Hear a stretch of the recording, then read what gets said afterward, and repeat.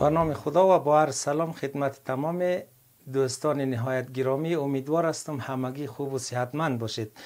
در این ویدیو اتحاد، تقاطع و تفاضل سیت‌ها را به معرفی میگیریم. امیدوار هستم مورد توجهتان قرار بگیرد. فرضاً ما یک سیتی از 10 دوستی بر تاریخش را انتخاب نمودیم، مانند سیتی ا: علی، شقایق، پریسا، احمد، حامد، نیلوفر، فرزانه، مریم، نفیسه و شیدا.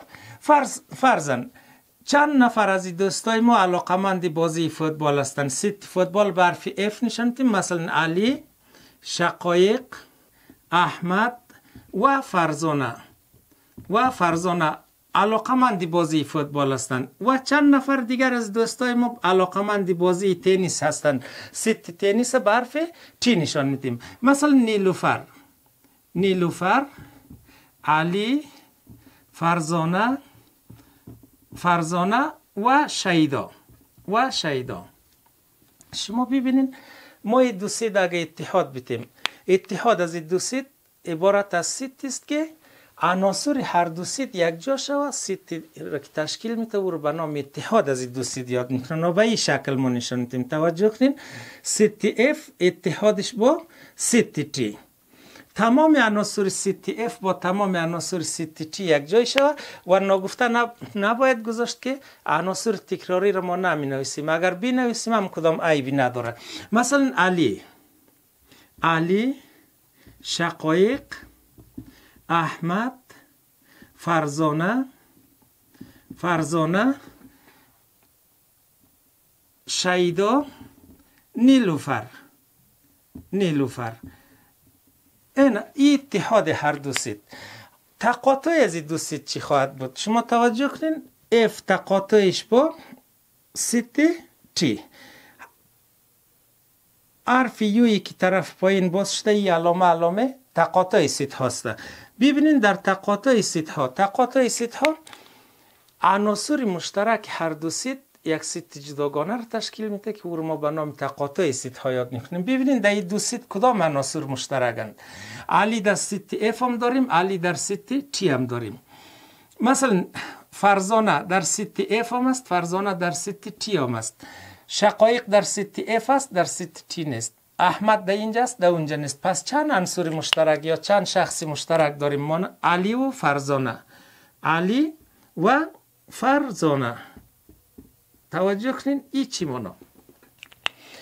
این به این ماناست که علی و فرزانه هم علاقمند بازی فوتبال هستند و هم علاقمند بازی تنیس هستند. ما اگر در دیاگرامی وین نشان میدیم، فرضاً یعنی دایره سیت اف تقاطع از یا دو هم دیگر قطع کنن، اینی هم سیت تی یا سیت تنیس.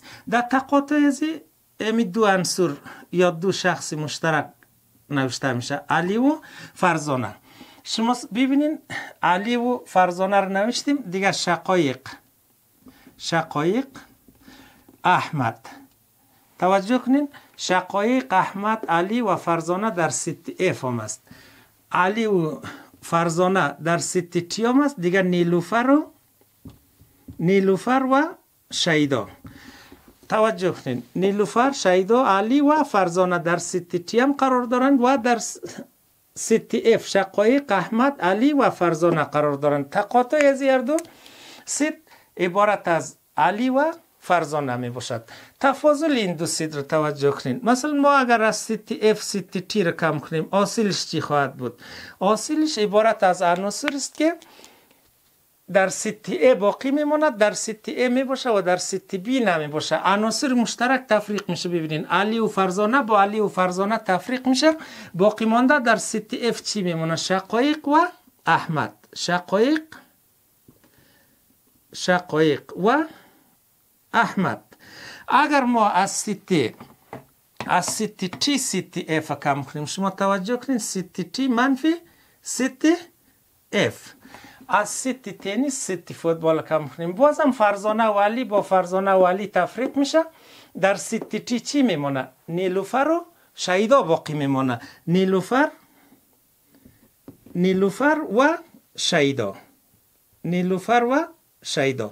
این اف منفی تی و این تی منفی اف. در این قسمت با یک دو سوال مهم میپردازیم. هرگاه ست ای ست اعداد تامی باشد که بالای 5 پوره قابل تقسیم باشند و ست بی ست اعداد تامی که بالای 3 پوره قابل تقسیم باشند. تقاطع این دو ست چی خواهد بود؟ شما ببینید تقاطع این دو ست. تقاطع این دو ست عبارت از ست است که هم بالای 3 و هم بالای 5 پوره تقسیم می شود. یعنی مضرب های مشترک هر دو ست هستند. و از طرف دیگر اگر ست A یک ستی از مستطیل ها و ست B یک ستی از لوزی ها باشند، تقاطع از این دو ست عبارت از چی خواهد بود؟ تقاطع از این دو ست عبارت از ست مربع ها می باشند. به این معنا که مربع ها هم عبارت از مستطیل هایند که هر 4 زلیان ها با هم مساویند. و در قسمت پایانی ما یک فعالیت توسط شاگردان خود انجام میدهیم. ما در اینجا دو پوستر داریم. از شاگردان میخواهیم بیاین جواب از بر از ما بگوین. پوستر اولی توجه کنین.